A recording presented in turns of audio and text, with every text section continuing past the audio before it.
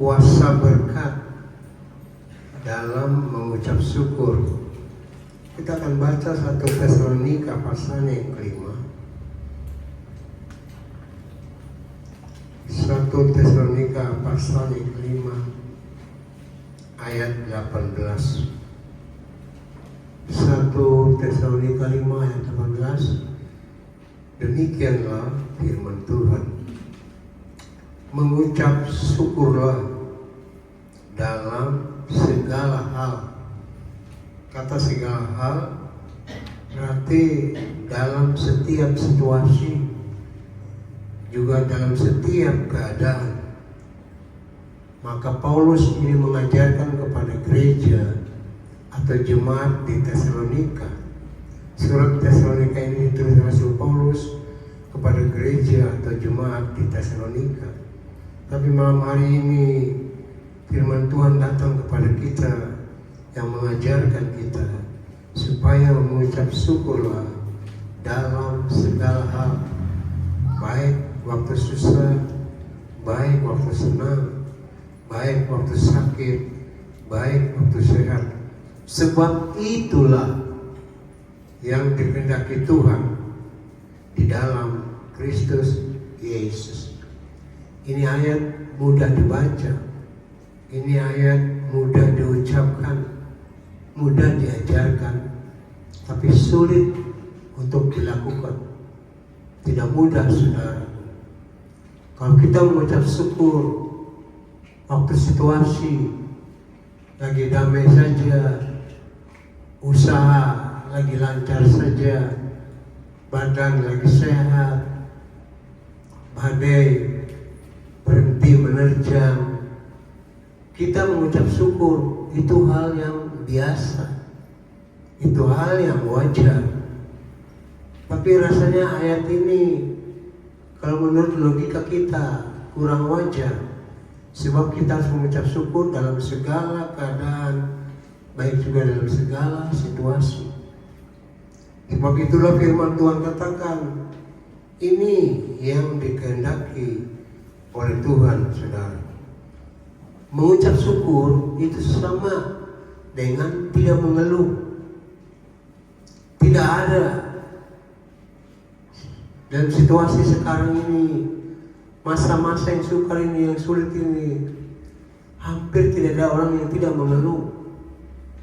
Dari selevel konglomerat sampai orang paling melarat juga banyak keluh kesah, banyak mengeluh, saudara, karena situasi. Tapi firman Tuhan mengajarkan kepada kita supaya kita tetap bersyukur dalam segala situasi. Saya percaya Tuhan tidak berfirman, tidak mengajarkan kita apa yang diajarkan, kita tidak dapat melakukannya. Kalau firman Tuhan katakan kita harus mengucap syukur dalam setiap situasi dan keadaan, itu berarti kita bisa melakukannya. Walaupun secara logika manusia, apakah mungkin? Saya percaya ini mungkin. Sebab itu firman Tuhan.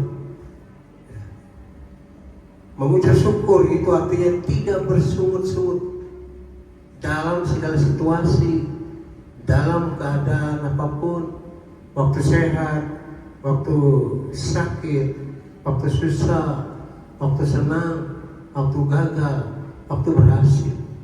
Tidak bersungut-sungut. Bangsa Israel yang keluar dari Mesir dibawa oleh Musa, Tuhan, lewat sebuah padang gurun, padang belantara. Ada sekitar 600.000 catatan Alkitab.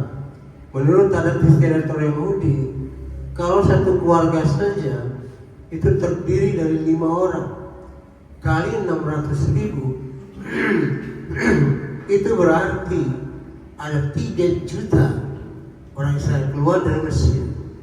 Bukan suatu hal yang mudah memimpin bangsa ini untuk membawa, untuk masuk tanah perjanjian. Bukan suatu hal yang mudah. Tapi bagaimana Tuhan nyatakan pemeliharaannya? Pakaian yang dia pakai selama 40 tahun itu tidak pernah rusak. sandal yang dia pakai selama 40 tahun itu tidak rusak. Padahal setiap hari mereka harus berjalan di padang gurun. Mereka harus berperang dengan satu bangsa dan bangsa yang lain. Tapi saya, firman Tuhan katakan, semua bangsa ini tidak tahan uji. Dia sering bersungut-sungut. Kalau dia mendapatkan kesulitan, waktu ada yang marah, airnya tidak bisa minum, itu pahit. Mereka marah sama Musa. Waktu mereka tiba di tepi kosong, mereka marah sama Musa. Buat apa keluar dari Mesir? Karena saya mati di pinggir pantai. Bersungut-sungut, ngomel terus. Nanti kalau mujizat terjadi, Tuhan tolong air yang pahit dari manis. Tuhan tolong mereka kehausan, ingin minum. Lalu Tuhan suruh Musa pakai tongkatnya, pukul itu batu, dan batu itu mengeluarkan air. Pada waktu mereka kehausan, mereka bersungut-sungut lagi, marah lagi. Tapi pada waktu mujizat itu terjadi, batu itu mengeluarkan air, baru mereka bersyukur, baru mereka memuji-muji Tuhan. Saudara, ini yang namanya bersyukur-syukur. Dan firman Tuhan katakan, di samping orang yang suka mengeluh, di samping orang yang suka bersyukur-syukur itu, ada malaikat maut. Jadi tidak ada umat Tuhan yang keluar dari Mesir masuk tanah perjanjian kecuali generasi yang lahir di padang gurun, dan Yosua dan Kaleb. Dia yang bisa masuk ke tanah perjanjian. Sebab bangsa ini bangsa yang terkenal, bangsa yang keras tempur,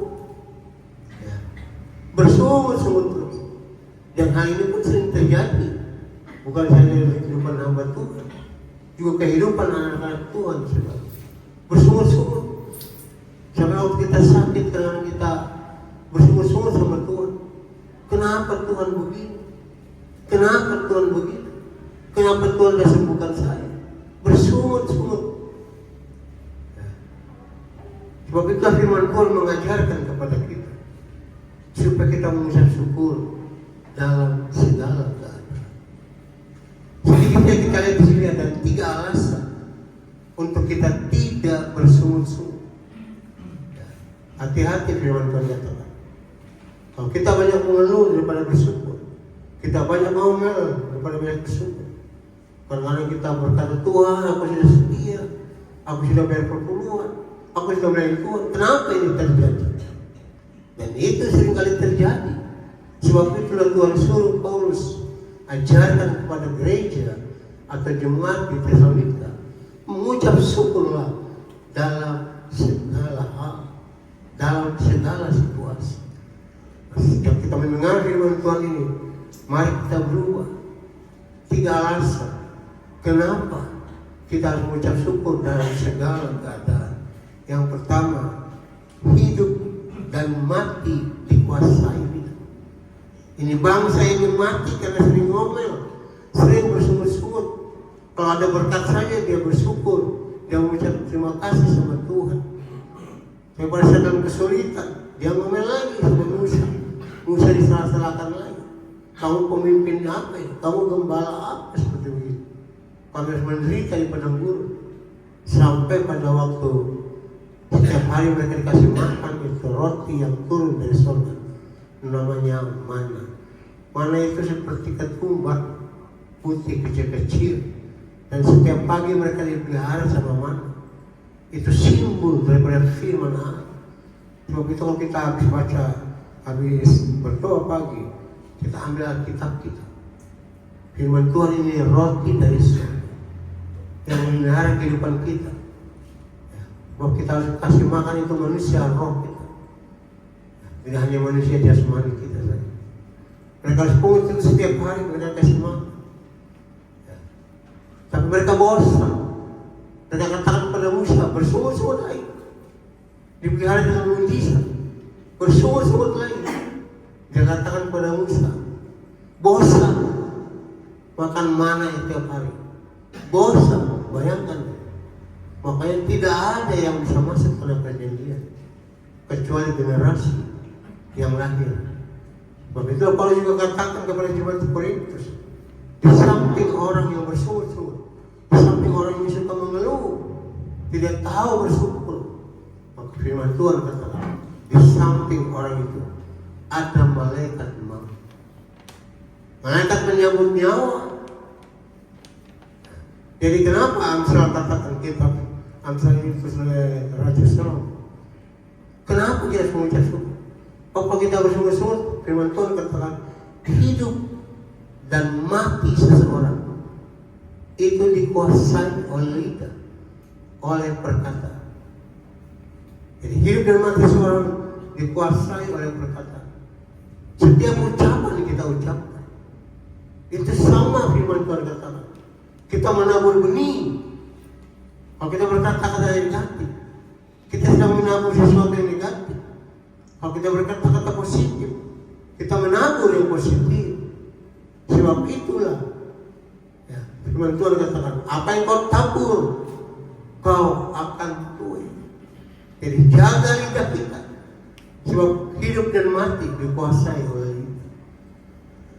Kita bisa mati karena salah perkataan kita. Selalu berkata-kata negatif, tidak berkata-kata positif. Selalu dalam setiap keadaan kita bersyukur. Kita punya prinsip bahwa Tuhan tahu apa yang baik bagi kita daripada kita sendiri, saudara. Hidup dan mati itu dikuasai oleh lidah. Siapa suka mengemar. Banyak orang tidak mengalami mujizat lagi dalam hidupnya, tidak mengalami kuasa Allah dalam hidupnya, tidak mengalami lagi pemeliharaan Tuhan, berkat-berkat Tuhan. Nah, sebab selalu mengeluh, selalu bersyukur-syukur. Kenapa Tuhan begitu? Gak usah tanya, maka kita punya sebuah pola pikir bahwa Tuhan tahu apa yang baik bagi kita daripada kita sendiri.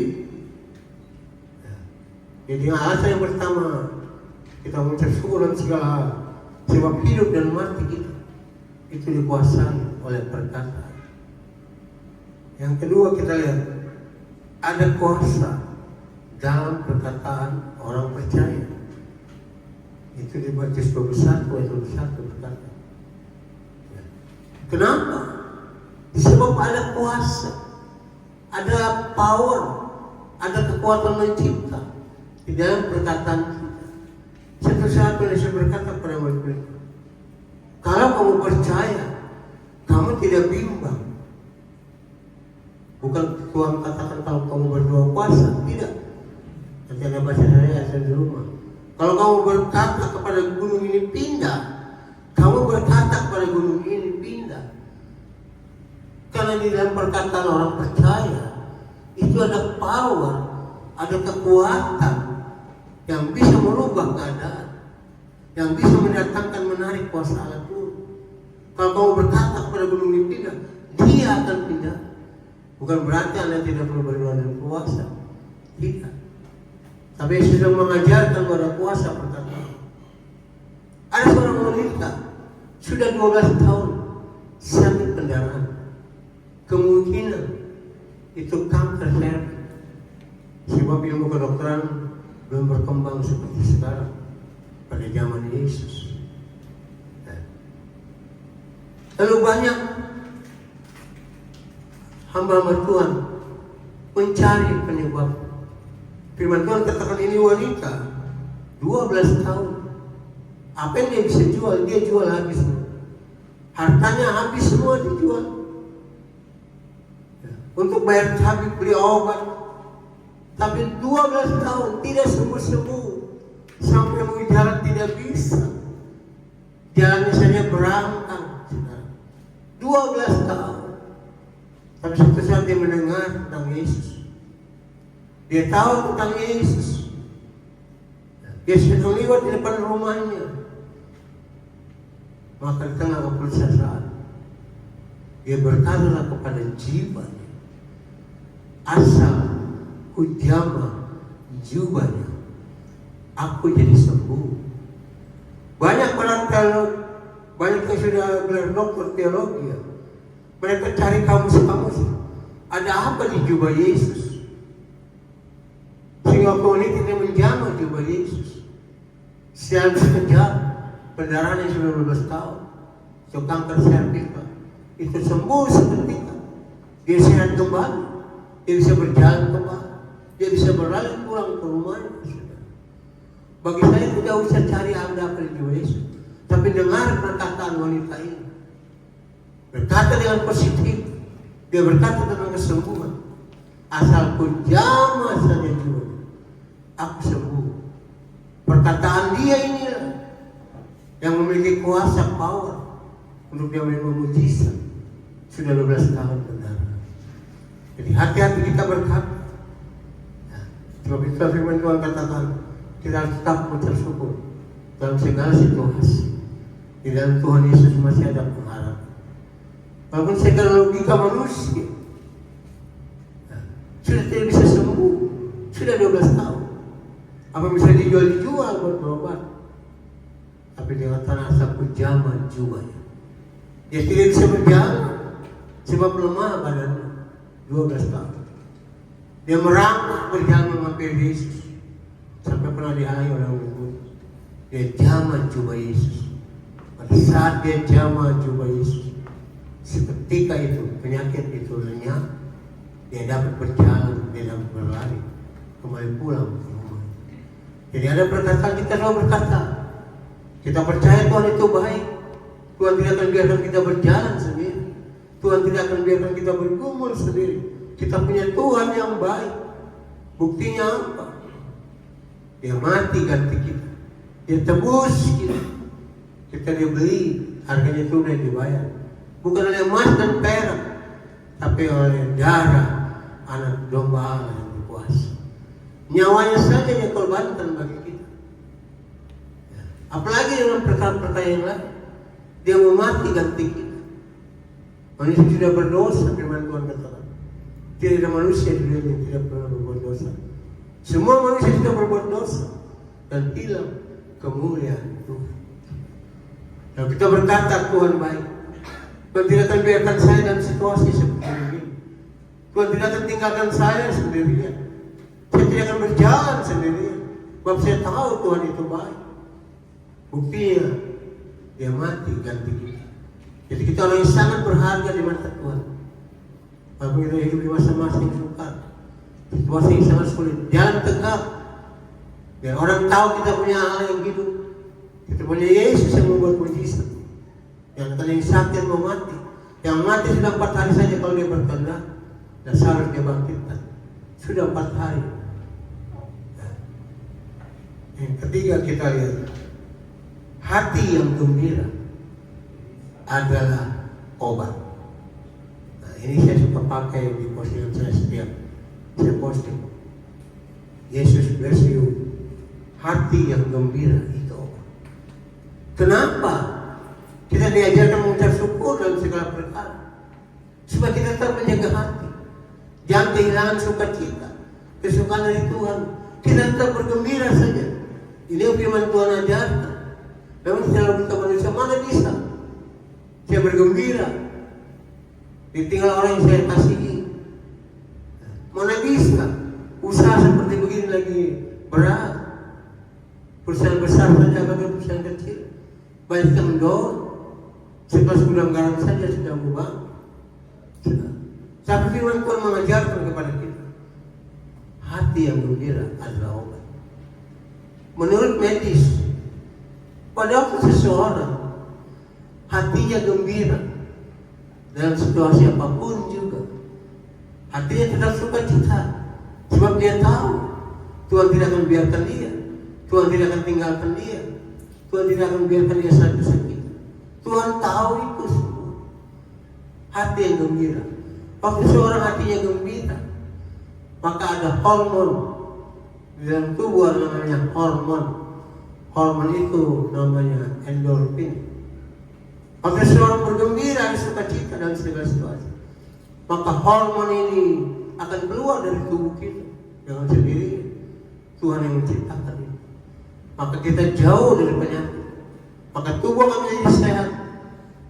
Sebab firman Tuhan katakan hati yang gembira atau tapi walaupun seseorang mengalami rasa menderita, seseorang mengalami rasa susah, dia bersungut-sungut, maka ada hormon yang keluar dari tubuh kita. Ini menurut medis. Maka hormon yang keluar itu hormon kortisol. Itu hormon yang sumber segala penyakit. Akibat hilang kegembiraan, akibat hilang kesukacita, tidak mau bersyukur, tidak mau berterima kasih sama Tuhan. Itu alasan yang ketiga. Sekarang kita naik lebih jauh. Kalau firman Tuhan katakan kita mengucap syukur dalam segala situasi, berarti ada kuasa, ada berkat. Padahal kita seorang mengucap syukur dalam segala hal, maka firman Tuhan katakan itu akan ada berkat turun atas kita. Sama kita menarik kuasa Allah turun dalam hidup kita. 4 kuasa berkat. Yang pertama, pemulihan 2 kali lipat. Ada berkat pemulihan.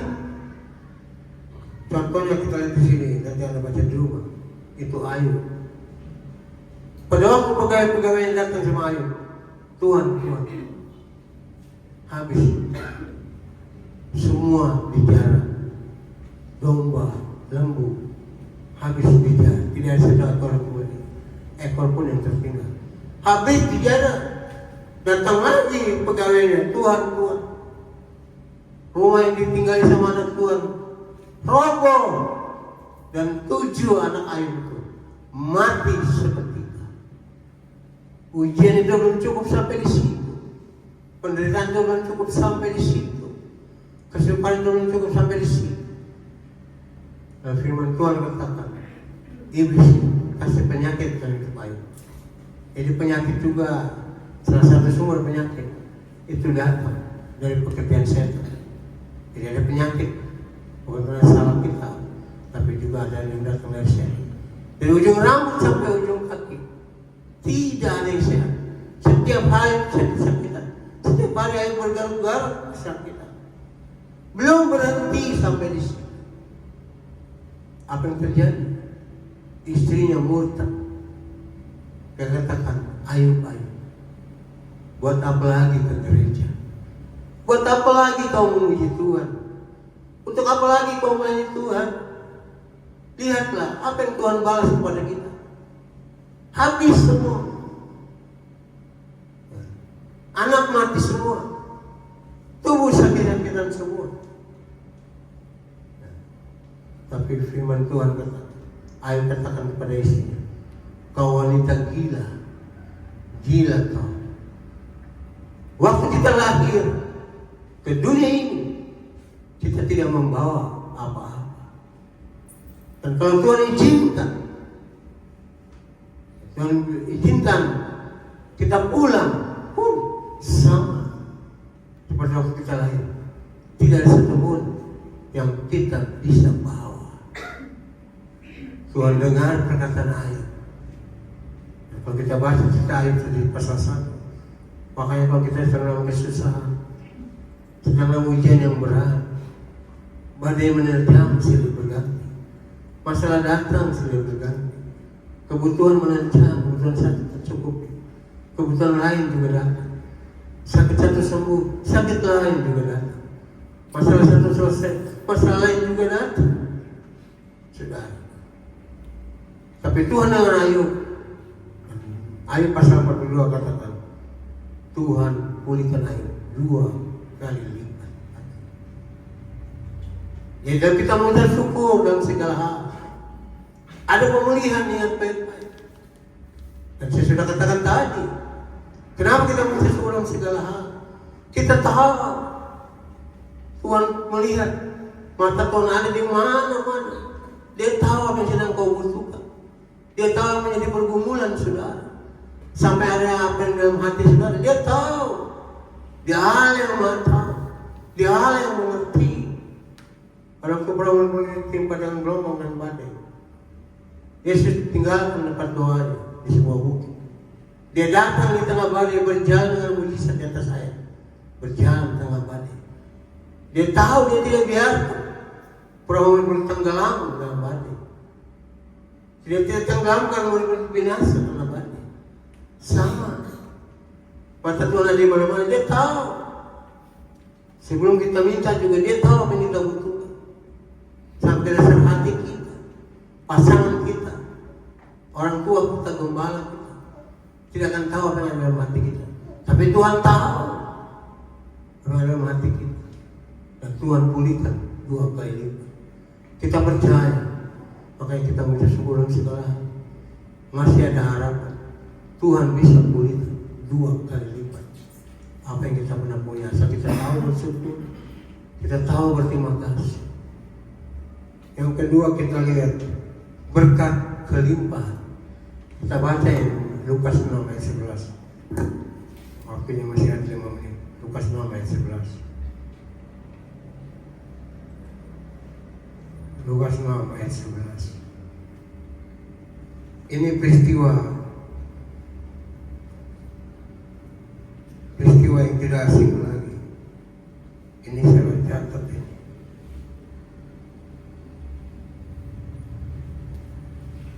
Peristiwa tentang 5 roti 2 ekor ikan. Saudara tahu di mana itu ayat?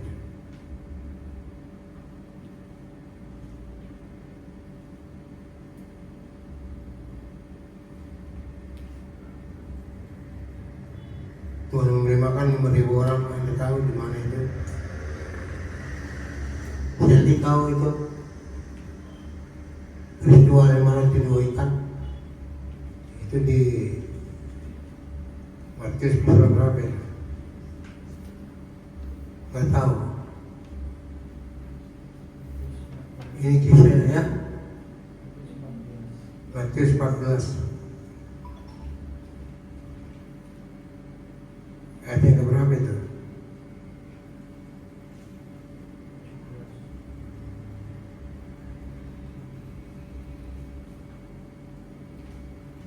Ya, Matius 14.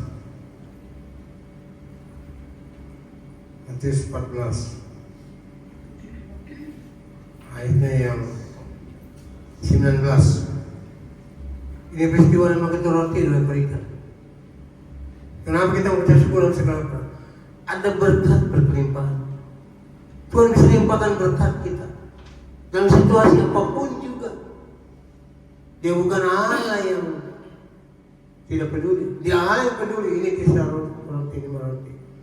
Filipus katakan, uang 200 dinar tidak cukup kasih makan 5.000 orang laki-laki, belum wanita dan anak-anak, kurang lebih 10.000 orang.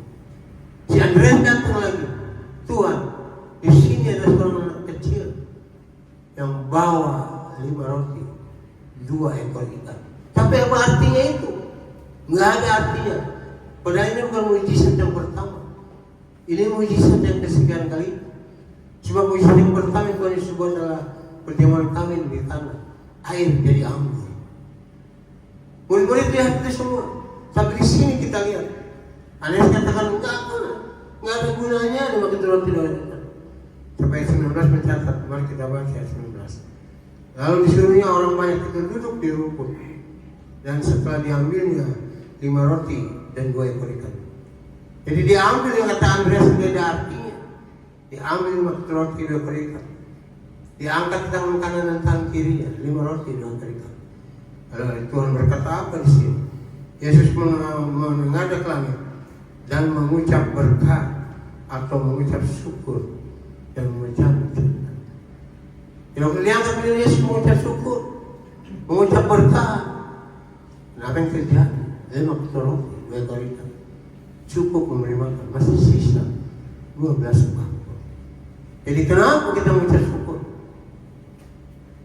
Ada berkat yang melimpah, bukan yang sedikit. Yang ketiga kita lihat, mengucap syukur itu mempermuliakan nama Tuhan.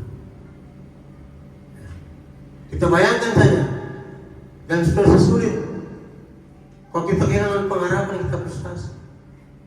Sama juga kita mempermalukan nama Tuhan. Katanya kita punya Tuhan yang hidup, punya Tuhan yang baik. Kenapa begini? Kenapa begitu? Mengucap syukur itu mempermuliakan nama Tuhan, dan itu berkenan kepada Tuhan. Itu menyenangkan hati Tuhan. Ya, jadi mengucap syukur itu sesuatu yang menyenangkan hati Tuhan. Anak ini tahu bersyukur, tahu berterima kasih, baik dalam situasi sulit. Jadi mengucap syukur itu mempermuliakan nama Tuhan. Yang kita lihat sekarang Yohanes 11 terakhir. Yohanes 11 ayat 12. Yohanes 12. Yohanes 12 ayat yang 41. Yohanes 12. Nah, ini kau salah catat lagi ya. Kebangkitan dari kematian, ada kebangkitan dari kematian. Yohanes 12. Yohanes 11 bukan 12 kayaknya. Ayat 41. Ya, Yohanes 11 bukan 12. Demikianlah firman Tuhan. Maka mereka mengangkat batu itu. Lalu Yesus menghadap ke atas dan berkata, Bapa, aku mengucap syukur kepadamu karena engkau telah mendengarkan aku. Ini peristiwa harus dibangkitkan. Pada waktu Yesus sampai di depan kubur, kubur orang Yahudi itu seperti gua, lalu ditutup dengan batu, baru mayat ada di dalamnya. Yesus katakan, angkat batu itu. Nah, waktu diangkat batu, Yesus mengucap syukur. Yesus tidak berteriak-teriak, Bapa tolong kami, Tuhan tolong kami, tapi dia mengucap syukur. Dan apa yang terjadi? Firman Tuhan katakan, Lazarus bangkit. Sudah 4 hari 4 malam. Jadi kuasa berkata ada kebangkitan dari kematian. Mungkin tidak mati secara fisik, mungkin ekonomimu yang mati, yang sudah tidak ada harapan lagi untuk bangkit. Situasi seperti sekarang. Mungkin masa depanmu yang saya sudah mati, tidak ada harapan lagi. Tapi dalam Tuhan ada harapan bagi orang yang mengucap syukur. Yang rasanya sudah mati, sudah tidak apa-apa lagi seperti air, Tuhan masih pulihkan 2 kali lipat. Jadi ini juga sama. Kita percaya kalau kita mengucap syukur, ada kuasa berkat kebangkitan. Tuhan bisa bangkitkan apa yang sudah tidak ada harapan lagi. Tuhan bisa angkat kembali, Tuhan bisa hidupkan kembali usahamu yang lama. Tuhan bisa hidupkan kembali masa depanmu di tengah tidak ada harapan ini. Jadi itulah kuasa berkat dalam mengucap syukur. Tuhan memberkati.